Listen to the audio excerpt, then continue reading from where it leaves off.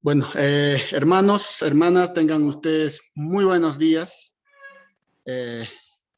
Para mí es una bendición de Dios estar frente a ustedes y verlos a mis hermanos ya presencialmente.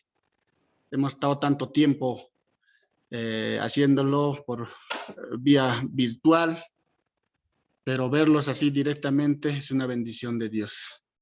Y al hermano Renato, desde Brasil, que está con nosotros. Hermanos, vamos a continuar con nuestro estudio del Evangelio de Mateo. El Evangelio según Mateo. Ya hemos avanzado, ya estamos en el capítulo 12. Hoy vamos a estudiar el capítulo 12, para lo cual les invito por favor a abrir sus Biblias en Mateo, capítulo 12. Vamos a estudiar los versículos de 1 a 50. Como pueden ver, es bien extenso los versículos del capítulo 12. Vamos a tratar de resumir, en realidad son como 8 estudios que podemos sacar de este capítulo, pero vamos a tratar de resumirlo en un solo estudio.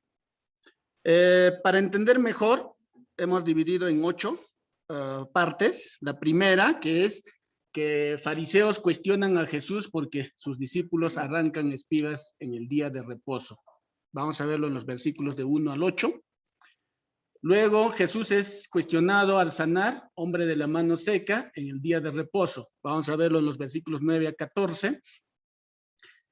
Jesús se encarga rigurosamente que no le descubriesen, es cumplimiento y profecía. Vamos a verlo en los versículos 15 al 21.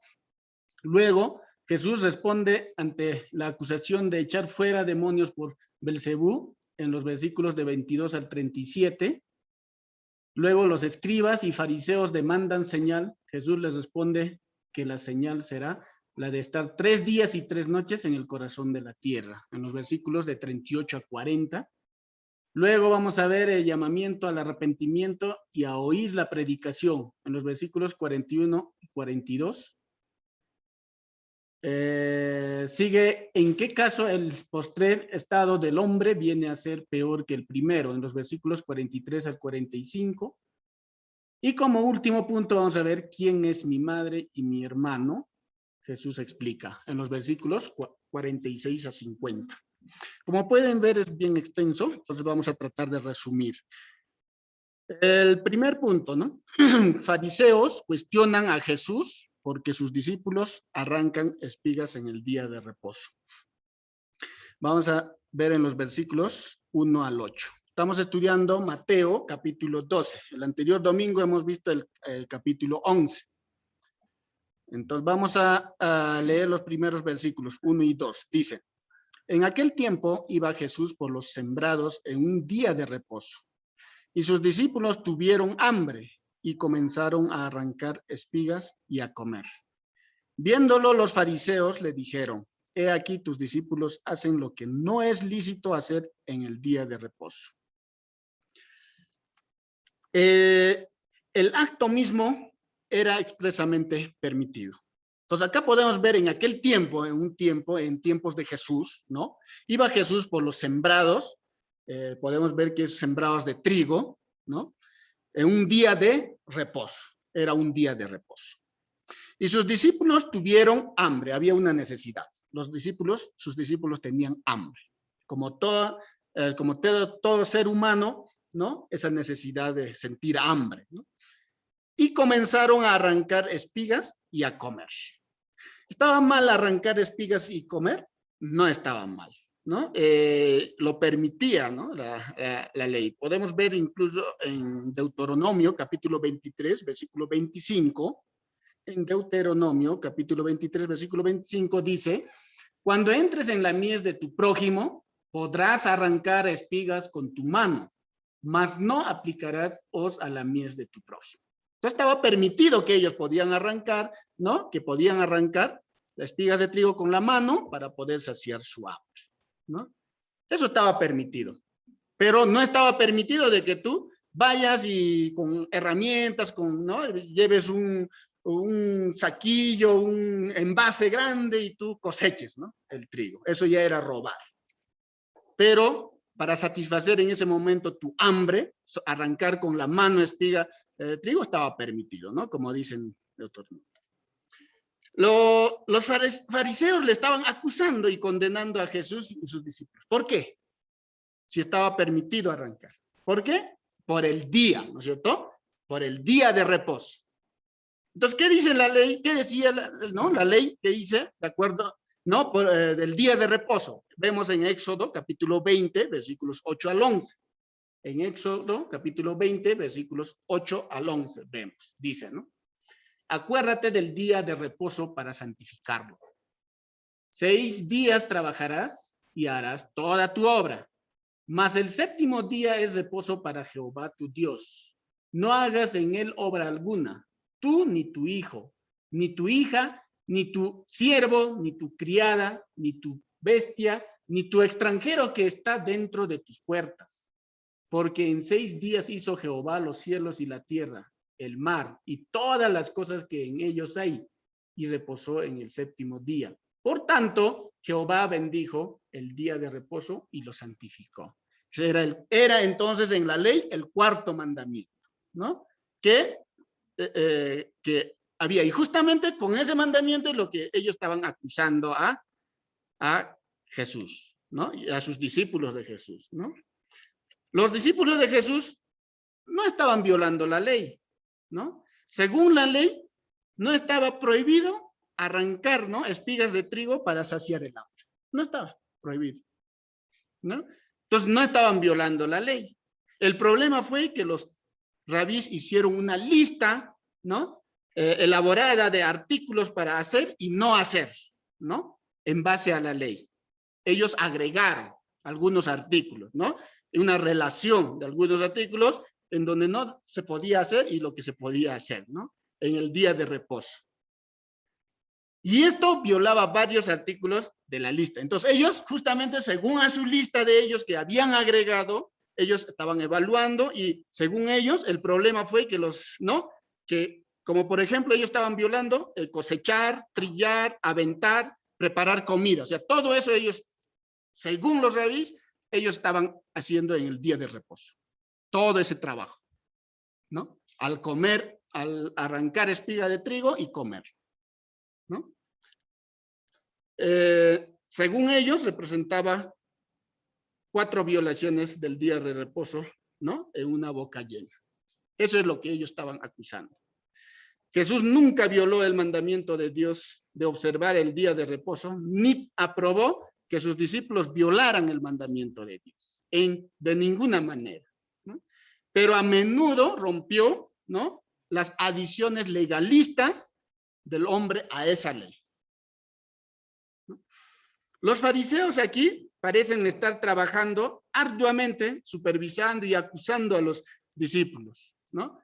Como ellos en ese momento, ¿qué estaban haciendo? Vigilando a Jesús para ver qué error cometía o qué decía. Entonces ellos estaban haciendo un trabajo arduo de vigilar a Jesús y a sus discípulos, ¿no? Estaban atentos. Entonces, podemos decir, ¿no?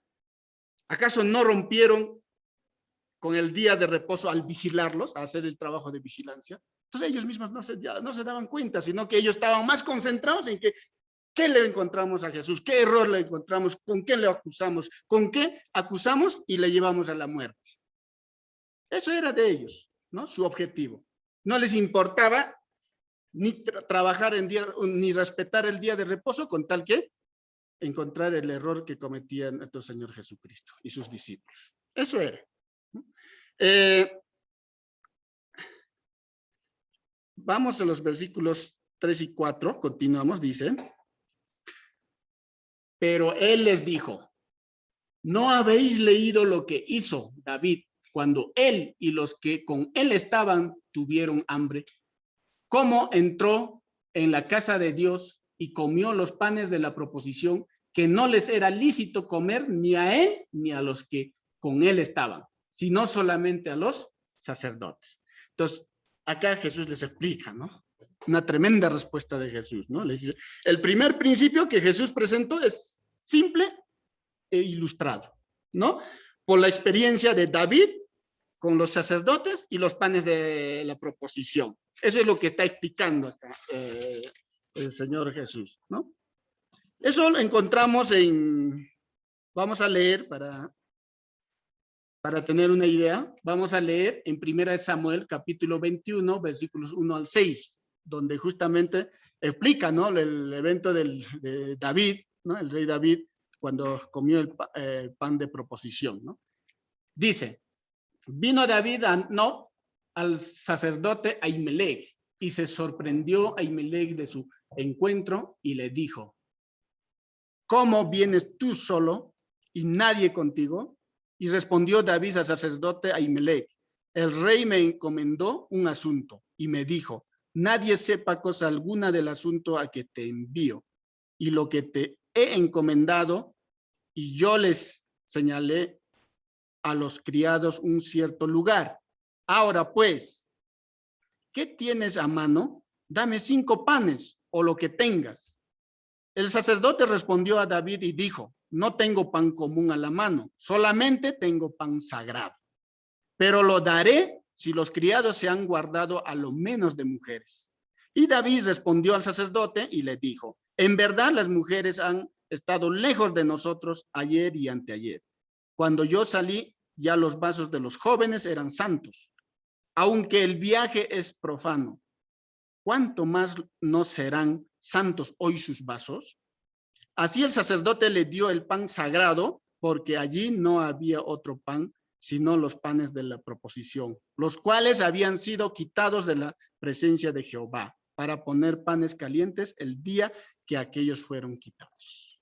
Aquí podemos ver claramente que David, ¿no?, hizo lo que estaba expresamente prohibido por la ley, ¿no? Comió de los panes sagrados para los sacerdotes, quebrantando una ley del pueblo de Israel, ¿no? Es justamente eso les está recordando Jesús, les está, ¿no?, diciendo. Sucedió esto en los días de, ¿no?, que David fue rechazado, ¿no?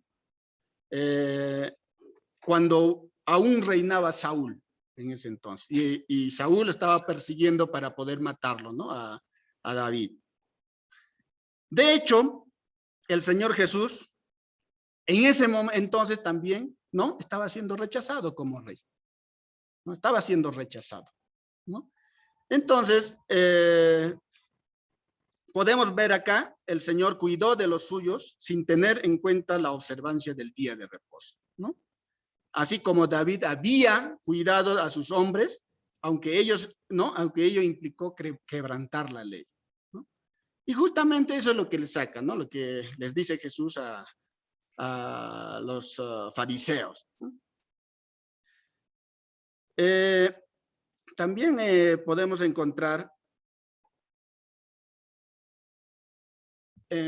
continuando con la lectura en el versículo 5, dice también, Jesús dice, ¿o no habéis leído en la ley cómo en el día de reposo los sacerdotes en el templo profanan el día de reposo y son sin culpa? Otra tremenda pregunta, ¿no?, para los sacerdotes, para los fariseos, ¿no? El segundo principio en sí, ¿no?, que Jesús presentó también es simple. Los mismos sacerdotes rompen las reglas del día de reposo todo el tiempo, ¿no? Porque el ritual que ellos hacían, ¿no?, el ritual del templo, ¿no?, siempre involucraba trabajo. Todos los sábados era el doble de trabajo, ¿no?, que ellos hacían. Encender fuegos, el sacrificio y preparación de los animales, el llevarlos al altar y muchas otras cosas más, ¿no? En realidad, este trabajo, ¿no?, era el doble en el día de reposo, ya que en el día de reposo las ofrendas eran el doble y el pan de proposición, ¿no?, que debía estar recién horneada. Entonces, desde muy temprano, los sacerdotes tenían que hacer un arduo trabajo para cumplir eso, ¿no?, lo cual los hacía incurrir en un incumplimiento de la ley, ¿no? Pero Jesús se los recordaba a aquellos que decían conocer e interpretar la ley correctamente, según ellos, ¿no? Pues aún conociendo no entendían la verdad de la ley, ¿no? En otras palabras, Jesús les dijo que los sacerdotes trabajan en el día de reposo y se les consideraba sin culpa. Eso es lo que le estaba diciendo Jesús, ¿no? Ahora los versículos 6 al 8 dicen, ¿no? Pues os digo que uno mayor que el templo está aquí. Y si supieses qué significa misericordia quiero y no sacrificio, no condenaríais a los inocentes, porque el Hijo del Hombre es Señor del día de reposo. Tremendo, ¿no? Tremenda declaración, ¿no? Las reglas ordinarias, ¿no?, para la observancia del día de reposo ceden ante los requisitos del servicio del templo, ¿no?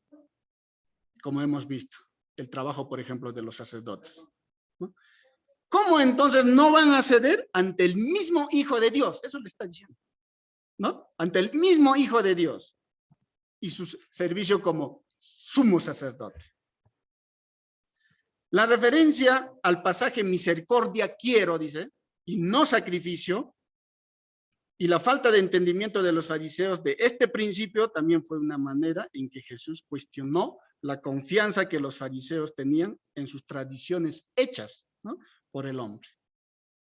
Ellos usaban esas tradiciones para levantar principios como sacrificio, ¿no?, sobre principios como misericordia, pero no se daban cuenta cuando Dios lo que pedía, lo que quería Dios era que hicieran lo contrario.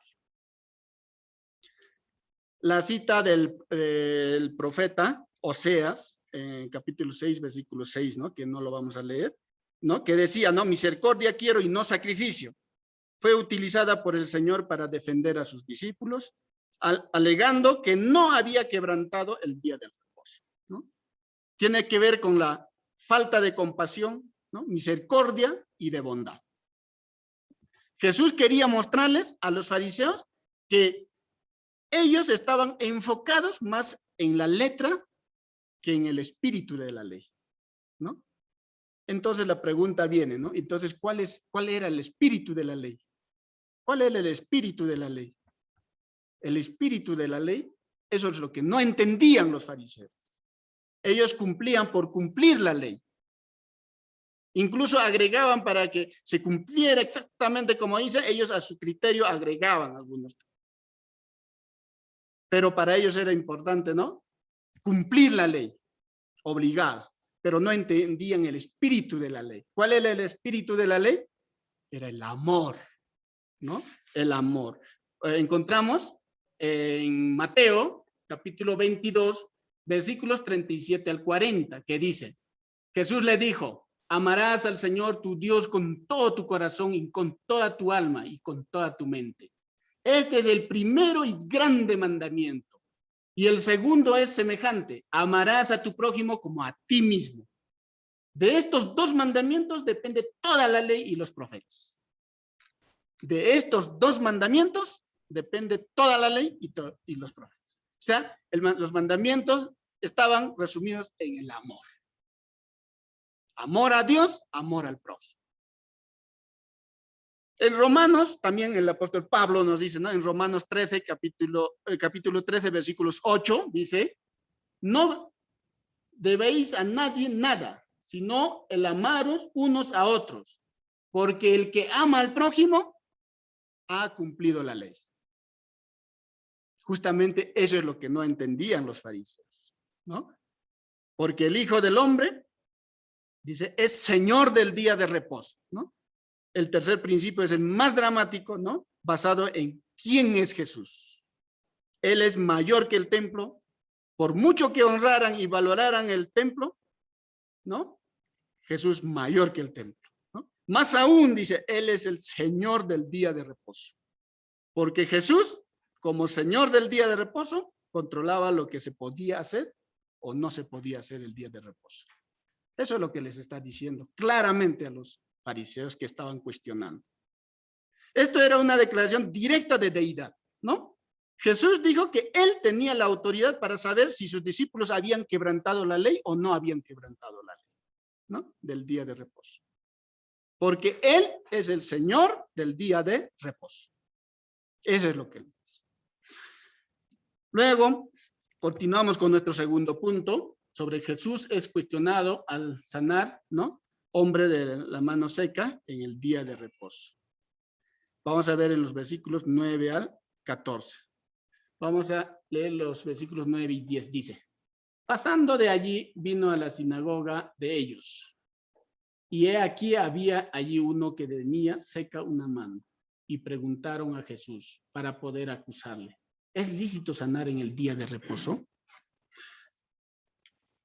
Sinagoga, ya sabemos, ¿no? Es el lugar de congregación, ¿no? Del pueblo judío, ¿no? Dice, pasando de allí, vino a sinagoga de ellos, ¿no? El enemigo había destinado a algunos hombres para seguirle y estar al tanto, ¿no? De lo que él hacía y lo que no hacía, de lo que él decía, que no decía, estaban atentos, haciendo seguimiento, ¿no? Por eso acá vemos que hacían preguntas con las cuales, ¿no? Poderle confrontar y acusar a Jesús, ¿no? Ese era su objetivo de ellos, ¿no? Por eso ahí dice, ¿es lícito a sanar en el día de reposo? Le preguntan. Entonces Jesús expuso la hipocresía de ellos al mostrar que le prestaban mayor importancia a sus posiciones personales, ¿no? Que a un hombre necesitado. Discutiendo persuasivamente que no es malo hacer el bien en el día de reposo, ¿no? Entonces en el versículo 11, Jesús les responde. ¿Qué les dice? Él les dijo, ¿qué hombre habrá de vosotros que tenga una oveja y si ésta cayere en un hoyo en el día de reposo, no le eche mano y la levante? Les responde con una pregunta, ¿no? ¿Qué hombre habrá, ¿no? De vosotros que tenga una oveja y si ésta cayere en un hoyo en día de reposo, no le eche mano y la levante? Entonces la pregunta sobre la legalidad de sanar en el día de reposo fue ideada para hacerle caer en una trampa a Jesús, ¿no? Sin embargo, ellos admitieron que una oveja accidentada debía ser rescatada en el día de reposo. Por eso Jesús, ¿no? Continúa diciéndoles, ¿no? Pues, ¿cuánto más vale un hombre que una oveja? Por consiguiente, es lícito hacer el bien en los días de reposo. Entonces dijo a aquel hombre, extiende tu mano. Y él la extendió y le fue restaurada sana como la otra. Y salidos los fariseos tuvieron consejo contra Jesús para destruirlo. Es lícito hacer el bien en los días de reposo. Jesús miró al hombre con ojos de compasión. En respuesta a esta demostración de compasión, poder y sabiduría, los fariseos, ¿no? Debido a sus corazones endurecidos, no respondieron en adoración, reverencia y sumisión, sino en rechazo, con el corazón endurecido, ¿no? Y con una actitud asesina, ¿no? Porque dice bien claro, ¿no? Buscaron para, ¿qué dijeron? Tuvieron consejo para, contra Jesús para destruir. Entonces, dice que se llenaron de furor cuando Jesús sanó a este hombre. Lejos de maravillarse, lejos de alegrarse, se llenaron de furor. Eso dice en Lucas, ¿no? En Lucas capítulo 6 es el mismo tema. Lucas capítulo 6, versículo 11 dice, ¿no? Y ellos se llenaron de furor y hablaban entre sí qué podrían hacer contra Jesús. Eso es lo que ellos hacen. ¿Quién estaba violando el día de reposo? Ahora la pregunta viene, ¿no? Cuando Jesús sanó a un hombre o cuando estos hombres llenos de furor tuvieron consejo en día de reposo para el asesinato de un hombre piadoso que nunca había pecado contra nadie. Entonces ellos estaban dejando llevar por sus emociones, ¿no? En ese momento, sus emociones, ¿no? Prácticamente utilizados por el mal, ¿no? Para destruir a Jesús, por su enojo, por su cólera, ¿no? Por eso se estaban dejando llevar. No les importaba si cumplían o no cumplían, si estaba bien o estaba mal. La mentalidad oscurecida por las tinieblas puede creer lo correcto, ¿no? Y obrar contrariamente a lo que cree con su mente, ¿no? Aquí se revela la intención del corazón de aquellos que decían seguir la ley e instruir, ¿no? Instruían, ¿no? A muchos en el conocimiento, pero asimismo sus emociones y pensamientos, confundidos sin la verdad, ¿no? Revelada, generaba un odio incontrolable. Eso es lo que estaba pasando. Luego tenemos un tercer punto que dice: Jesús encarga rigurosamente que no le descubriesen, ¿no? Cumplimiento y profecía. Esto lo vemos en los versículos 15 al 21. Dice: sabiendo esto, Jesús se apartó de allí y le siguió mucha gente y sanaba a todos. Y les encargaba rigurosamente que no le descubriesen, para que se cumpliese lo dicho por el profeta Isaías cuando dijo: he aquí mi siervo, a quien he escogido, mi amado, en quien se agrada mi alma. Pondré mi espíritu sobre él y a los gentiles anunciará juicio. No contenderá ni voceará, ni nadie oirá en las calles su voz. La caña cascada no quebrará y el pábilo que humea no apagará, hasta que saque a victoria el juicio, y en su nombre esperarán los gentiles. Tremenda declaración, ¿no? La actitud de los fariseos hizo que Jesús se retirase, ¿no? Temporalmente, ¿no? Porque la hora de su entrega aún no había llegado. Ellos no podrían tocarle a Jesús hasta que llegase el momento. El momento divinamente determinado. El momento determinado por Dios. Porque Jesús ha venido a este mundo a cumplir la voluntad de su Padre. No era el momento, porque él todavía tenía que cumplir su misión. Es por eso que dice acá, ¿no? Y les encargaba rigurosamente que no se descubriese, ¿no? ¿Para qué? Para que se cumpliese lo dicho por el profeta Isaías. Entonces, es interesante el detalle de que no solo sanó, dice, a algunos enfermos, ¿no? De la multitud, sino que hice, sino que les sanó a todos. Eso nos da a entender de que todos los que estaban siguiendo a Jesús se apartaba, ¿no? Pero igual la gente le seguía. Entonces esa gente que le estaba siguiendo a Jesús era por fe. Porque fueron sanados, les sanó a todos. Para que se cumpliese, dice, lo dicho por el profeta Isaías. Lo dicho por el profeta Isaías está citando justamente en Isaías capítulo 42, versículos 1 al 4, está citando, ¿no?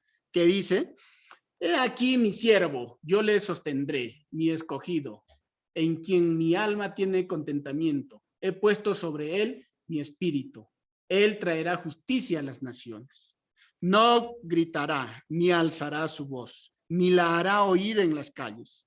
No quebrará la caña cascada, ni apagará el pábilo que humeare. Por medio de la verdad traerá justicia. No se cansará ni desmayará hasta que establezca en la tierra justicia. Las costas esperarán su ley. Esta cita concuerda con su obra como Mesías de Jesús, ¿no? Que no debía contenderse, ¿no? Que no debía contender ni gritar en las calles, comprometiéndose en conflictos abiertos, ¿no? No era eso su objetivo, su propósito, no era su misión, ¿no? No era hacer un trabajo como los políticos, tratar de jalar gente, ¿no? Tratar de, ¿no? Ganar masas, no, sino siempre con amor y con la verdad, ¿no? Por eso, ¿no? Dice de que no, ¿no? No estará comprometido en conflictos abiertos. Su compasión se vería en que no quebraría la caña cascada, ¿no? Sino que vendaría la herida del que se lo permitiese, ¿no? Tampoco apagaría el pábilo que humease, porque el ser humano tiene una voluntad libre. Jesús no ha venido a obligar a uno a que esté a su lado, sino había libre albedrío. La gente tenía su libre elección. Dice,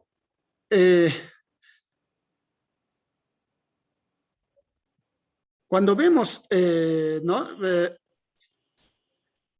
El problema fue, ¿no? Cuando, si el ser humano, ¿no? A pesar que está escuchando, ¿no? La predicación de Jesús, está escuchando, está viendo las cosas que está haciendo Jesús, ¿no? Entonces, aún así, continuase rechazándole, ¿no? El pábilo sufriría el fuego del juicio. Eso es lo que está tratando de decir. Finalmente se añade la profecía referente a los gentiles, ¿no? Es decir, a todas las naciones y para las que hay salvación, lo cual nosotros podemos ver que se está cumpliendo en esto. Jesús no ha venido solamente para el pueblo judío, sino para todo el mundo, para todo aquel que, ¿no?, aceptase al Señor Jesús en su corazón. Para todo lo que, aquella persona que reconociese que es pecador, se arrepintiese de ese pecado y aceptase al Señor Jesús. Entonces, es tremendo la declaración acá que hace, ¿no? Yo supongo que en ese entonces, para los fariseos, para los sacerdotes, era muy chocante, ¿no? Porque según ellos en ese entonces, el pueblo de Dios solo era el pueblo de Israel, el pueblo judío.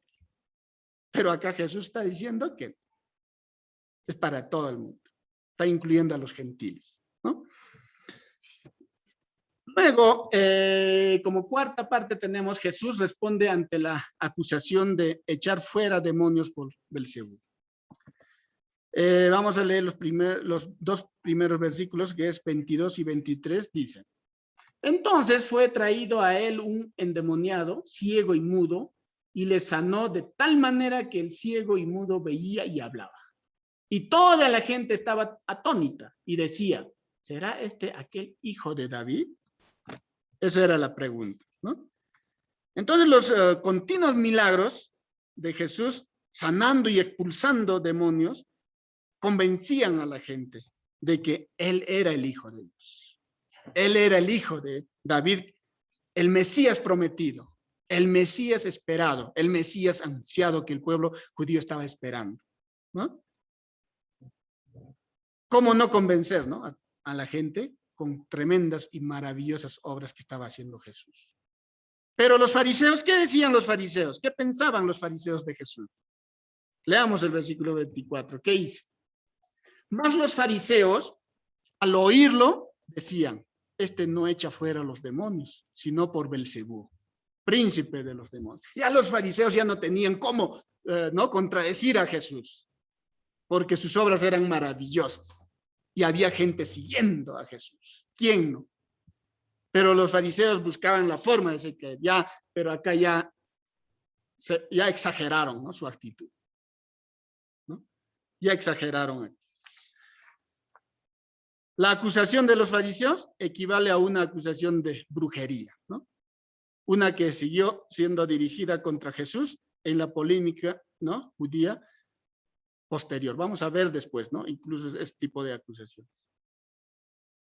Entonces Jesús, ¿no?, como él ve los corazones, lee los pensamientos del ser humano, entonces dice, ¿no?, en los versículos 25 a 27, dice: sabiendo Jesús los pensamientos de ellos, les dijo: todo reino dividido contra sí mismo es asolado, y toda ciudad o casa dividida contra sí misma no permanecerá. Y si Satanás echa fuera a Satanás, contra sí mismo está dividido. ¿Cómo, pues, permanecerá su reino? Y si yo echo fuera a los demonios por Belcebú, ¿por quién los echan vuestros hijos? Por tanto, ellas serán vuestros jueces. Tremenda respuesta, ¿no?, que les da a los fariseos que están ahí entre ellos, ¿no?, tratando de confundir a la gente, ¿no? Les da una respuesta tremenda, ¿no? Jesús lógicamente observaba que no tiene sentido para Satanás, ¿no?, echar fuera a Satanás. No tiene sentido, eso les está diciendo, ¿no? No tiene sentido. Un reino dividido, una casa dividida, no va a permanecer. Bien claro les está aclarando, ¿no? Si Jesús, nacido en Belén, reconocido judío, era juzgado de tal manera, ¿no? Entonces, ¿por qué a los discípulos de los fariseos y escribas judíos, que al parecer practicaban, ¿no?, el echar fuera demonios? Entonces, por eso les dice: ¿en nombre de quién lo hacían? Al final, lo que estamos viendo acá, la envidia hace que las personas condenen en uno, pero lo que aprueban en otro. Es lamentable, ¿no? Lo que pasa. Luego, en el versículo 28 dice, pero si yo por el Espíritu de Dios echo fuera los demonios, ciertamente ha llegado a vosotros el reino de Dios. Sí, el reino se había, ¿no?, acercado en la presencia del Mesías, y el poder para expulsar a los demonios era su credencial de Jesús, ¿no? Aunque nuestro Señor tenía poder propio, ¿no?, él honró al Espíritu de Dios y obró por medio de su energía, y mencionó el hecho que así lo hacía. En el versículo 29 dice, porque ¿cómo puede alguno entrar en la casa del hombre fuerte y saquear sus bienes si primero no le ata? Y entonces podrá saquear su casa. Entonces acá está dando una comparación, ¿no? ¿Cómo una persona va a ir a la casa de un hombre fuerte para poder saquear sus bienes si primero no le va a atar a ese hombre? Ese hombre no va a dejar, no va a permitir, ¿no?, que saquee, ¿no? Entonces, no, en otras palabras está diciendo Jesús, no estoy bajo el poder de Satanás, ¿no? No estoy bajo el poder de Satanás, ¿no? En cambio, estoy demostrando que soy más fuerte que él, ¿no?, al echar fuera, ¿no?, de los que ha poseído. Eso le está diciendo Jesús, ¿no? El hecho de que he podido invadir el territorio de Satanás con éxito es prueba de que está atado y no tiene poder para resistir. Eso les está diciendo. Dense cuenta, le está diciendo, ¿no? El versículo 30 dice, el que no es conmigo, contra mí es, y el que conmigo no recoge, desparrama. Claro y preciso, ¿no? Jesús primeramente eliminó las ilusiones sobre cualquier respuesta neutral a él o su obra. Si uno no es con él, entonces es contra él. No hay término medio. No hay de que estoy con Jesús y también estoy con la otra parte. No hay. O bien estás con Jesús o bien estás con la otra parte. Entonces, ¿no?, si uno no trabaja con Jesús, ya sea por oposición activa o indiferencia pasiva, ese trabaja en contra de Jesús. Claro. O bien trabajas con Jesús, trabajas para Jesús, pues que trabajas en contra de Jesús. Los versículos 31 y 32 dicen, por tanto os digo, todo pecado y blasfemia será perdonado, ¿no?, a los hombres, mas la blasfemia contra el Espíritu no les será perdonado. A cualquiera que dijere alguna palabra contra el Espíritu del hombre, le será perdonado. Pero al que hable contra el Espíritu Santo, no le será perdonado, ni en este siglo, ni en el venidero. Jesús enseña una reverencia absoluta al Espíritu Santo, ¿no?, el cual se contrista cuando pecamos o cuando desobedecemos, ¿no?, las enseñanzas del Señor. Por lo cual no le es permitido, dice, a nadie que haya recibido al Espíritu de Dios, que haya recibido esa luz, y revelado, ¿no?, y la revelación del Espíritu Santo, el hablar contra el Espíritu Santo. Ese es blasfemar, ¿no? No hay un solo pecado cometido en el pasado que Cristo no pueda perdonar. A eso ha venido nuestro Señor Jesús, porque Él murió por todos los pecados, ¿no? El Espíritu Santo vino al mundo para hacer real la salvación en Cristo, en los corazones de los seres humanos. Si tú resistes la obra del Espíritu de Dios, ¿no?, cuando te está hablando, cuando te está tocando el corazón, ¿no?, por supuesto, no habrá perdón para esa persona, porque habrás rechazado la salvación que el Espíritu te está ofreciendo, que Dios te está ofreciendo. Puede hacer que Dios pueda ser efectiva en tu vida, ¿no?, que el Espíritu de Dios pueda ser efectiva en tu vida. Es decir, la regeneración. El pecado imperdonable de los fariseos consistía en atribuir la obra del Espíritu Santo a Satanás. Eso es lo que estaban haciendo. Estaban blasfemando contra el Espíritu de Dios. Es decir, que Cristo había realizado estos milagros por el poder de Satanás. Eso es lo que estaban diciendo, ¿no? cuando la verdad era que los hacía por el poder del Espíritu de Dios. Es que ellos estaban rechazando el testimonio de Cristo mismo y del Espíritu Santo. Eso es lo que estaban haciendo. Versículo 33 dice, o haced el árbol bueno y su fruto bueno, o haced el árbol malo y su fruto malo, porque por el fruto se conoce el árbol. El fruto malo de sus palabras, ¿no? Cuando condenaron a Jesús, estaba saliendo ese fruto malo, ¿no?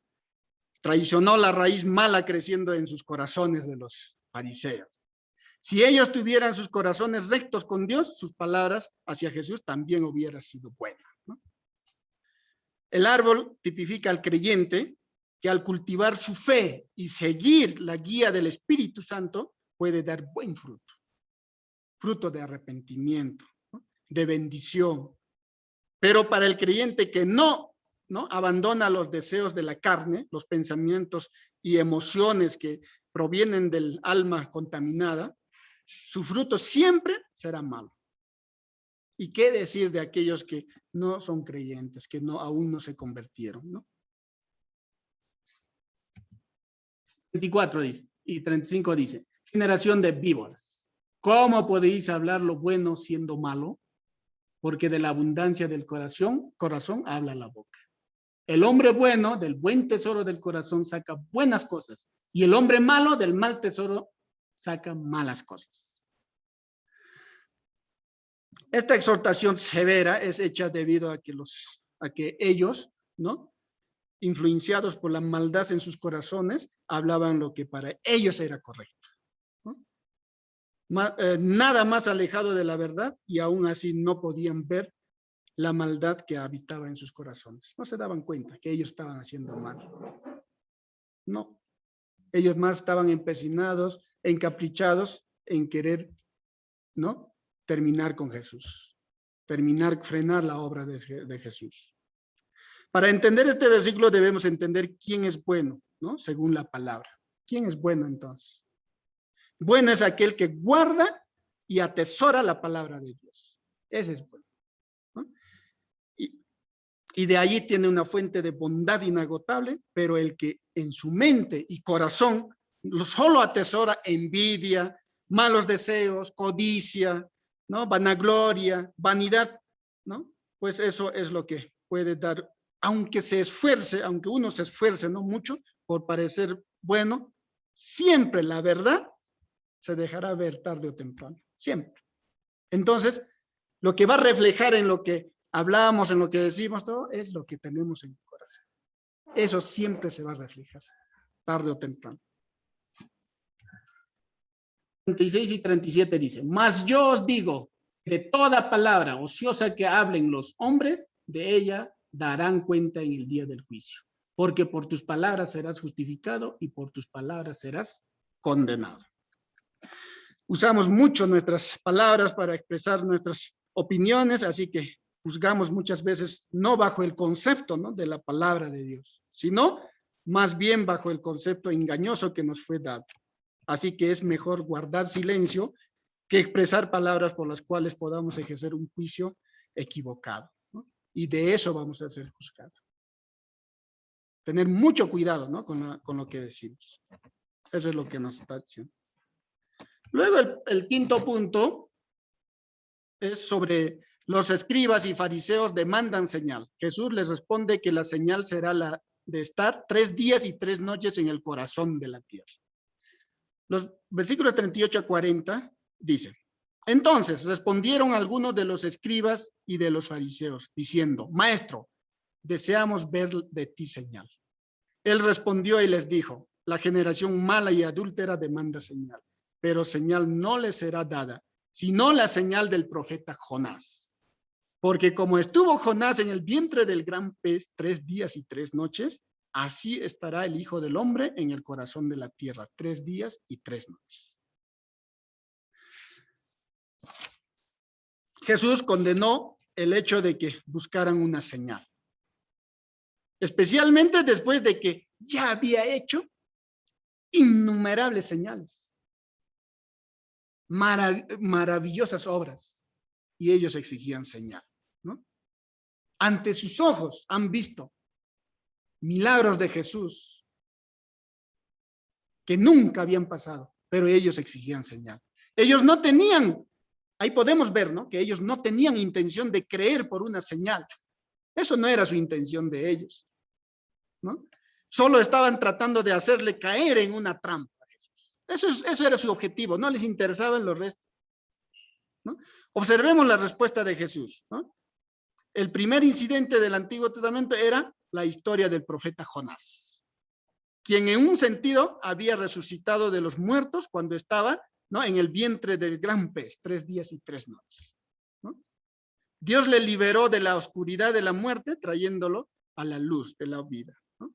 Fue una experiencia profética que ilustraba de lo que ocurriría con Jesús. Eso era lo que había pasado con Jonás. Era una ocurrencia profética, ¿no?, de lo que iba a suceder con el Hijo del Hombre, con el Mesías, con el Hijo de Dios, con Jesús, ¿no? Luego de morir en la cruz, ¿no?, sería enterrado y resucitado al tercer día. A eso se refería. Y por eso les decía acá, la generación mala y adúltera demanda señal, pero señal no le será dada, sino la señal del profeta Jonás. A eso se refería, a lo que Jesús iba a morir en la cruz por nuestros pecados, ¿no? Iba a ser enterrado y resucitado. ¿Qué más señal va a haber, no?, como lo que sucedió? Pero aún así, pasó lo que pasó cuando Jesús murió en la cruz, resucitó al tercer día, igual no creyeron. Mejor trataron de tapar diciendo, incluso hasta sobornando, ¿no?, a los guardias, todos diciendo que no, se lo robaron, digan que se lo robaron su cuerpo. Mira, hasta dónde era su corazón tan duro de esa gente, que no, aún así, no entendían. No es que no entendían, yo pienso que entendían completamente, sino la maldad estaba en su corazón, estaban siendo utilizados por el diablo. Eso era el problema. Luego el sexto punto dice llamamiento al arrepentimiento y a oír la predicación. Los versículos, vamos a ver esto en los versículos 41 y 42. Los hombres de Nínive se levantarán en el juicio con esta generación y la condenarán porque ellos se arrepintieron a la predicación de Jonás. Y he aquí, más que Jonás, en este lugar. La reina del sur se levantará en el juicio con esta generación y la condenará porque ella vino de los fines de la tierra para oír la sabiduría de Salomón. Y he aquí, más que Salomón, en este lugar. Tremenda declaración, ¿no? Los habitantes de Nínive, ¿no?, creyeron a la predicación de Jonás y se arrepintieron. La actitud de Israel fue muchísimo peor por no haber creído, ¿no?, por no haber recibido al Mesías, ni arrepentirse. El arrepentimiento de Nínive, generado por la única predicación del juicio de Jonás, es en alto grado un modelo a seguir por el pueblo que escucha la palabra de Dios. Pero algunos, aún escuchando a Jesús, el Hijo de Dios, no se arrepentían. Y aunque el mover del Espíritu en su vida era poderoso, muchos se quedaron sin probar el precioso regalo del arrepentimiento. Así que serán condenados por aquellos que sí se arrepintieron. Y hoy en día existen esas personas todavía. Escuchan la palabra de Dios, escuchan, el Espíritu Santo les toca el corazón, pero lamentablemente son difíciles para arrepentirse, difíciles para creer. Luego, dice, ¿no?, el término sur, ¿no?, se refiere a una región de Arabia llamada Seba, ubicada cerca de las orillas del Mar Muerto. La reina de Seba, ¿no?, vino de un país remoto al sur de Judea a oír la sabiduría de un mero humano, de un mero hombre. ¿De quién? De Salomón, ¿no? Pero cuando a ellos vino uno mayor que Salomón, a quien había esperado el pueblo judío por mucho tiempo, o sea, Jesús, el Mesías, estaba ahí. Solo la dureza de su corazón contrastó con la ignorancia de su vanidad. Solo eso. Que les impidió ver la gloria del Hijo de Dios. No aceptaron a Jesús como el Hijo de Dios. Jesús era mayor que Jonás y que Salomón, por supuesto, ¿no? Aquella reina oyó del rey Salomón y viajando una enorme distancia vino a escucharle a un hombre, ¿no? El Señor descendió del cielo, su pueblo no vino a él. Los sacerdotes se oponieron a él, los escribas se oponieron a él, ¿no? Eso es lo que nos dice. Y el último punto, ¿en qué caso el postrer estado del hombre viene a ser peor que el primero? En los versículos 43 a 45 dice: cuando el espíritu inmundo sale del hombre, anda por lugares secos buscando reposo y no lo hay. Entonces dice: volveré a mi casa de donde salí, y cuando llega la halla desocupada, barrida y adornada. Entonces va y toma consigo otros 7 espíritus peores que él, y entrados moran ahí. Y el postrer estado de aquel hombre viene a ser peor que el primero. Así también acontecerá a esta mala generación. Cuando el espíritu inmundo sale del hombre, dice, ¿no? La persona piensa que ya quedó limpia. Tú puedes intentar dejar de hacer ciertas cosas pecaminosas, pero ellos no te convertirá, ¿no? Pero ello no te convertirá en un cristiano o en un hijo de Dios, ¿no? Muchas recurren a una reforma personal, dejando su vida desocupada, vacía y arreglada, ¿no? Pero son como la casa vacía de la parábola a la cual no se refiere este versículo, ¿no? A la cual regresan los espíritus del mal. Esa casa sigue permaneciendo, ¿no? Perteneciendo al mal. La reforma trae muerte y destrucción, pero la regeneración, vida y libertad. Un demonio solamente puede habitar a alguien si haya desocupado. Es decir, si el espíritu de Jesucristo, ¿no? No mora en nosotros. Si nuestro corazón está sin el espíritu de Jesús, ¿no? Morando dentro de nosotros. Si se encuentra desocupada, ¿no? Al demonio no le importa si también se encuentra barrida o arreglada. Él va a regresar, ¿no? La única forma en que ese vacío puede ser llenado, ocupado, ¿no? Es por la presencia y llenura del Espíritu de Dios. Por la presencia y llenura del Espíritu Santo. Es claro el pasaje que nos da. Si tú has permitido, tú te has arrepentido, te has acercado a Jesús, has entregado tu vida a Jesús, entonces haces que el Espíritu Santo mora en ti, entonces no hay lugar para el mal en ti. No hay, porque esa casa ya está ocupada por Dios. Como último punto, vamos a ver quién es mi madre y mi hermano. Jesús explica, ¿no? En los versículos 46 al 50. Mientras él aún hablaba a la gente, he aquí su madre y sus hermanos estaban afuera, y le querían hablar. Y le dijo uno: he aquí tu madre y tus hermanos están afuera y te quieren hablar. Respondiendo él al que le decía esto, dijo: ¿quién es mi madre y quiénes son mis hermanos? Y extendiendo su mano hacia sus discípulos, dijo: he aquí mi madre y mis hermanos. Porque todo aquel que hace la voluntad de mi Padre que está en los cielos, ese es mi hermano y hermana y madre. La respuesta de Jesús enseña claramente que su madre y hermanos son los que hacen la voluntad de Dios, la voluntad de su Padre. La sumisión familiar, ¿no?, a la voluntad del Padre es el vínculo insoluble, ¿no?, indisoluble de unión entre todos sus miembros. Y quien quiera que entre a ese círculo santo, viene a ser, dice Jesús para mí, viene a ser, dice, hermano, hermana, madre. Esta sorprendente y última sección del capítulo nos enseña que hay una relación mayor que la que existe entre una madre y un hijo, ¿cierto? Y entre hermanos carnales. Es la relación establecida con Dios a través de Jesucristo, por la fe en Él. El Señor estaba diciendo que la relación más fuerte es la que une a Cristo con un creyente. Esa es la relación más fuerte. Eso es lo que estaba diciendo. Se trata de una nueva relación. ¿Y cuál es la voluntad del Padre? Que escuches al Señor Jesucristo, que le aceptes en tu corazón, en tu vida, y que confíes en Él y hagas la voluntad de Él. Eso es. Queridos hermanos, con esto hemos terminado nuestro estudio de este día. Que Dios les bendiga a cada uno de ustedes.